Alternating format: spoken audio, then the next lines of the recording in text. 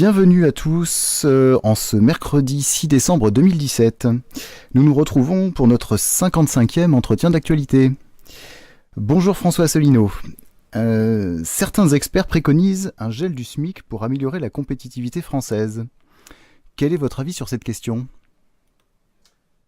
Alors bonjour à toutes et à tous. Effectivement, vous avez raison, ça a défrayé la chronique il y a quelques jours. D'ailleurs hier, ça c'est le journal Le Monde daté d'aujourd'hui, qui est sorti hier à Paris, c'est-à-dire daté du mercredi 6 décembre 2017. Et vous voyez en une du Monde, il est question du SMIC et un rapport qui préconise la fin de l'indexation du SMIC, c'est-à-dire indexation sur l'inflation, c'est-à-dire que si ça n'est plus indexé, ça veut dire qu'il pourrait y avoir 2-3% d'inflation et que le SMIC resterait identique, ce qui reviendrait en fait à baisser le SMIC de 2 à 3%.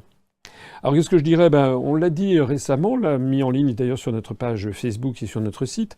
Moi, ça ne m'étonne pas puisque c'était ce que j'avais annoncé pendant la campagne présidentielle.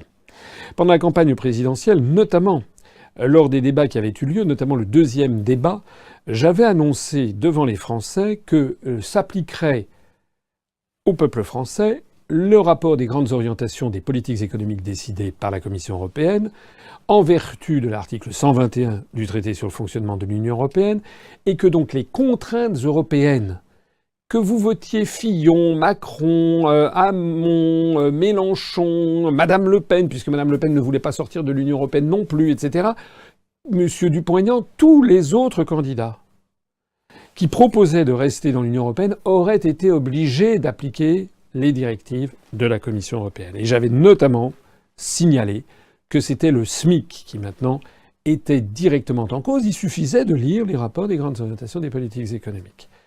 Eh bien, malheureusement, j'avais raison. Malheureusement, les événements donnent raison. Alors, ce qui se passe en ce moment, c'est que on essaye d'acclimater l'opinion publique.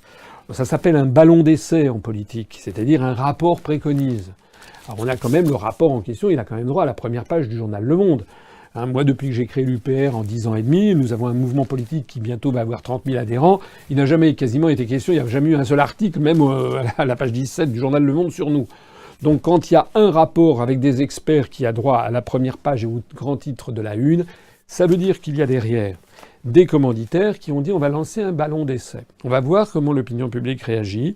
On va voir si les Français sont tellement apathiques, tellement écrasés par la propagande, sont tellement dégoûtés de rien, sont devenus tellement mous qu'ils ne vont pas réagir. Et à ce moment-là, eh bien, on va s'attaquer au SMIC conformément à ce que demande la Commission européenne.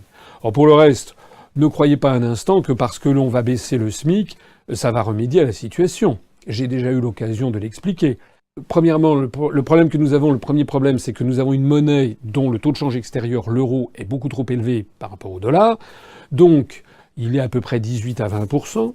Ça veut dire trop cher par rapport à la compétitivité de l'économie française. Donc il faudrait que le SMIC baisse profondément pour essayer de rétablir la compétitivité extérieure de l'économie française qui souffre d'une monnaie trop élevée.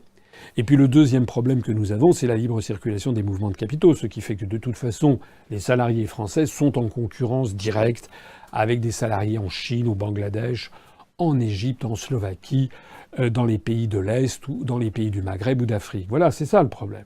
Donc, si on diminue le SMIC en France, ça n'aura pratiquement aucun effet sur la compétitivité de l'économie française, mais ça permettra de baisser encore les charges et d'augmenter les profits des grandes entreprises qui dirigent notre pays. Voilà la réalité de la situation.